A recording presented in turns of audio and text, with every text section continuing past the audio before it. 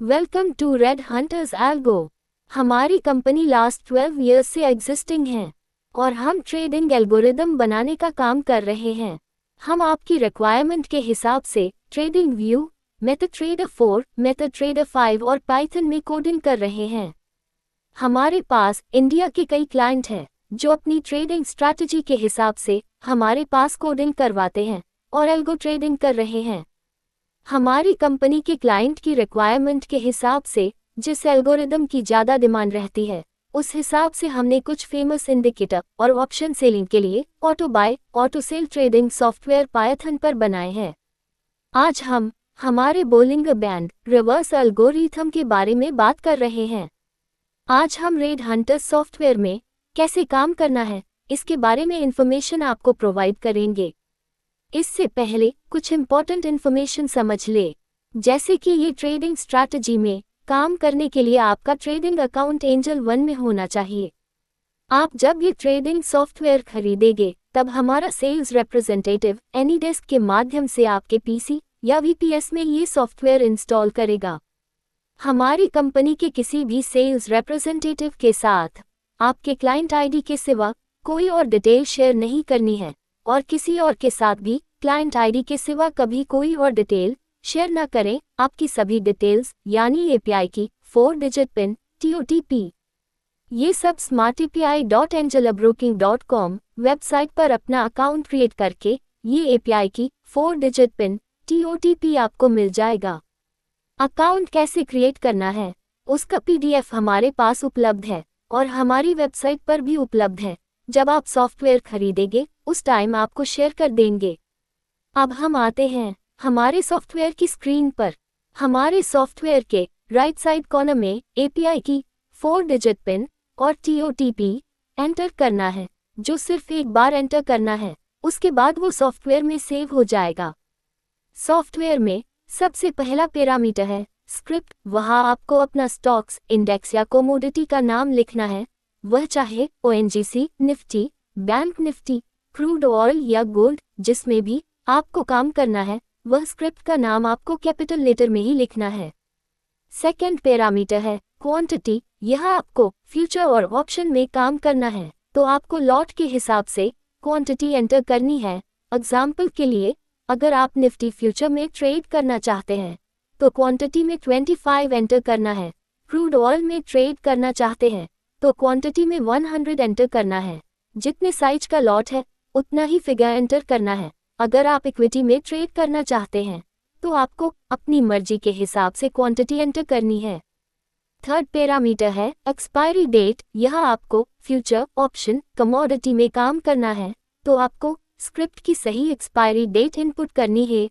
अगर आप गलत एक्सपायरी डेट एंटर करते हो तो एल्गोरिथम स्टार्ट नहीं होगा। इक्विटी में काम करना चाहते हो तो एक्सपायरी डेट की आवश्यकता नहीं है। आपको दिए गए कैलेंडर में से सही एक्सपायरी डेट पर क्लिक करके डेट सिलेक्ट करें। फोर्थ पैरामीटर है ट्रेड विद ऑप्शन। आपका ये चेक बॉक्स अनेबल है यानी टिक लगा हुआ है तो वह इंस्ट्रूमेंट के ऑप्शन में ट्रेडिंग होगी। यदि चेक बॉक्स डिसेबल है यानी टिक नहीं लगा है तो वह जो स्क्रिप्ट है उसके फ्यूचर में काम होगा या इक्विटी में काम होगा, जो हम आगे एक्सचेंज के पैरामीटर में समझेंगे। फिफ्थ पैरामीटर है स्ट्राइक प्राइस। आपका trade with option check box enable है यानी टिक लगा हुआ है तो वह इंस्ट्रूमेंट के ऑप्शन में ट्रेडिंग होगी। आपको जो भी स्ट्राइक प्राइस के ऑप्शन में ट्रेड करना है वह स्ट्राइक प्राइस एंटर करनी होगी। वही ऑप्शन में हमारा इंडिकेटर प्लॉट हो जाएगा। जब कंडीशन मैच होगी तो ऑटो बाय, ऑटो सेल हमारा सॉफ्टवेयर करेगा। सिक्स्थ पैरामीटर है कॉल ऑप्शन या पुट ऑप्शन। जिसमें आपको काम करना है वह ऑप्शन आपको सिलेक्ट करना है। अगर आपको कॉल ऑप्शन पर काम करना है तो CE पसंद करना है। अगर आपको पुट ऑप्शन पर काम करना है तो आपको PE पसंद करना है। सेवेंथ पैरामीटर है टाइम फ्रेम। इस पैरामीटर के अकॉर्डिंग आप जिस टाइम फ्रेम में काम करना चाहते हैं वही टाइम फ्रेम यहाँ पे एंटर करना है। एग्जाम्पल के तौर पर यदि आप यहाँ 5 लिखेंगे तो एल्गोरिदम 5 मिनट में रन होगा और 5 मिनट के कैंडल क्लोज का इंतजार करेगा और कैंडल क्लोज होने के बाद आपका इंडिकेटर वैल्यू चेक करके एक्शन लेगा। 8 और 9 पैरामीटर है स्टॉप लॉस एंड टारगेट। जो परसेंटेज में है। एग्जाम्पल के तौर पर यदि आपकी स्क्रिप्ट की बाय वैल्यू 100 है और आपने 2% का स्टॉप लॉस और 4% का टारगेट लगाया है तो आपका स्टॉप लॉस 98 रुपये पर और आपका टारगेट 104 पर सेट हो जाएगा और कैंडल क्लोज का इंतजार करेगा और कैंडल क्लोज होने के बाद आपका वैल्यू चेक करके एक्शन लेगा। एग्जाम्पल के तौर पर 98 के नीचे क्लोजिंग आएगी या 104 के ऊपर क्लोजिंग आएगी। ऐसी कंडीशन में एल्गोरिदम आपकी पोजीशन स्क्वायर ऑफ करेगा। 10th पैरामीटर है Bollinger band period and deviation. Bollinger band में 3 लाइन होती हैं, फर्स्ट अपर लाइन और सेकंड लोअर लाइन और थर्ड मिडिल लाइन, जिसमें सेकंड कैंडल लोअर लाइन के नीचे क्लोज आने से और फर्स्ट कैंडल लोअर लाइन के ऊपर कैंडल क्लोज आने से बाय होगा। On the contrary second candle upper line के ऊपर क्लोज और फर्स्ट कैंडल अपर लाइन के नीचे क्लोज आने से सेल होगा। आप यहाँ अपने हिसाब से बोलिंगर बैंड पीरियड या लेंथ आप जो भी अपने हिसाब से रखना चाहते हैं वो आप यहाँ एंटर करें और अपने हिसाब से बोलिंगर डेविएशन आप जो भी अपने हिसाब से रखना चाहते हैं वो आप यहाँ एंटर करें। एग्जाम्पल के तौर पर यदि पीरियड या लेंथ 20 रखते हैं और डेविएशन 2 रखते हैं तो टाइम फ्रेम की कैंडल क्लोज होने के बाद वो बोलिंगर बैंड वैल्यू अपडेट होती रहेगी और एल्गोरिथम अपना काम करेगा। अब हम जा रहे हैं बाय के ऑप्शन पर। वहां अगर आपके बाय का चेकबॉक्स अनेबल है यानी टिक लगा हुआ है तो एल्गोरिथम बाय करेगा। यदि चेकबॉक्स डिसेबल है यानी टिक नहीं लगा है तो एल्गोरिथम बाय नहीं करेगा। अब हम जा रहे हैं सेल के ऑप्शन पर। वहां अगर आपके सेल का चेकबॉक्स अनेबल है यानी टिक लगा हुआ है तो एल्गोरिथम सेल करेगा। यदि चेकबॉक्स डिसेबल है यानी टिक नहीं लगा है तो एल्गोरिथम सेल नहीं करेगा।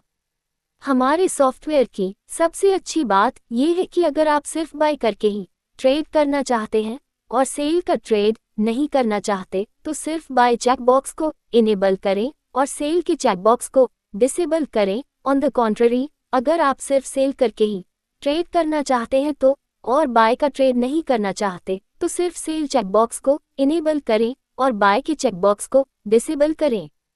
अगर दोनों चेकबॉक्स इनेबल है तो एल्गोरिथम बाय और सेल दोनों करेगा। अब हम जा रहे हैं पेपर ट्रेड के ऑप्शन पर। वहां अगर आपके पेपर ट्रेड का चेकबॉक्स इनेबल है यानी टिक लगा हुआ है तो एल्गोरिथम रियल ट्रेड नहीं करेगा और आपके अकाउंट में ट्रेड एग्जीक्यूट नहीं होगा। यदि चेकबॉक्स डिसेबल है यानी टिक नहीं लगा है तो एल्गोरिथम आपके अकाउंट में ट्रेड एग्जीक्यूट करेगा यानी रियल ट्रेड होंगे। सभी पैरामीटर एंटर करके आप स्टार्ट बटन पर क्लिक करें और एल्गोरिदम यानी सॉफ्टवेयर स्टार्ट हो जाएगा। अब हम जा रहे हैं रीस्टार्ट के ऑप्शन पर। हमारे सॉफ्टवेयर की सबसे अच्छी बात यह है कि हमारा एल्गोरिथम सॉफ्टवेयर पोजिशनल है, यानी सॉफ्टवेयर ने जो कोई भी पोजीशन बनाई है वह अगर इंट्राडे क्लोज नहीं होती है तो वह पोजीशन को कैरी फॉरवर्ड करता है। यदि आपने वो पोजीशन स्क्वायर ऑफ कर दी है, आपको रीस्टार्ट बटन को इनेबल करके यानी टिक लगाकर स्टार्ट बटन पर क्लिक करना होगा। आप पोजीशन 2 तरह से स्क्वायर ऑफ कर सकते हैं, या तो अपने मोबाइल से या तो हमारे सॉफ्टवेयर के स्टॉप बटन पर क्लिक करके। हमारे सॉफ्टवेयर यानी एल्गोरिथम में स्टॉप बटन दिया गया है, वो बटन प्रेस करने से एल्गोरिथम हमारी जो भी एग्जिस्टिंग पोजीशन है उसे स्क्वायर ऑफ कर देता है और एल्गोरिथम बंद हो जाता है। आप इम्पॉर्टेंट इन्फॉर्मेशन समझ ले, आपने स्टॉप बटन से या मैन्युअली जब भी पोजीशन स्क्वायर ऑफ की है तब रीस्टार्ट के ऑप्शन पर अनेबल करके यानी टिक लगाकर ही सॉफ्टवेयर यानी एल्गोरिदम स्टार्ट करना है, नहीं तो वो पुरानी पोजीशन के साथ ही स्टार्ट होगा। अब हम जानेंगे ट्रेडिंग पैनल के बारे में जो राइट साइड ऊपर कोने में है। यहाँ आपको buy open, sell open, buy price, sell price, buy target, sell target, buy stop loss, sell stop loss जैसे ऑप्शन है। जब भी एल्गो बाय करेगा तब उसके सामने ट्रू हो जाएगा और बाय प्राइस यानी जितने में परचेज हुआ है वो प्राइस डिस्प्ले हो जाएंगी। सेम साइड सेल में भी जब सेल ओपन होगा तब सेल ओपन के सामने ट्रू डिस्प्ले करेगा और सेल प्राइस इन sell target, sell stop loss display होंगी। इससे नीचे हमारे इंडिकेटर की वैल्यू डिस्प्ले होती है, जो हमने टाइम फ्रेम सिलेक्ट की है वो कैंडल जब क्लोज होगी तभी अपडेट होंगी। इससे नीचे हमारे सॉफ्टवेयर में LTP है, उसके सामने हमारी स्क्रिप्ट की रियल टाइम LTP शो करेगी। इससे नीचे हमारे सॉफ्टवेयर में प्रॉफिट एंड लॉस है, उसके सामने हमारी जो भी पोजीशन है उस पोजीशन का रियल टाइम प्रॉफिट और लॉस डिस्प्ले करेगा। डिस्क्लेमर, सॉफ्टवेयर को डेटा आपके ब्रोकर के API थ्रू मिल रहा है, उस हिसाब से सभी वैल्यू अपडेट होती है। इसमें कई बार लेट डेटा या डेटा स्टॉपेज भी आ सकता है, इसके लिए हम जिम्मेदार नहीं है। इससे इंडिकेटर वैल्यू और प्राइस में थोड़ा वेरिएशन आ सकता है।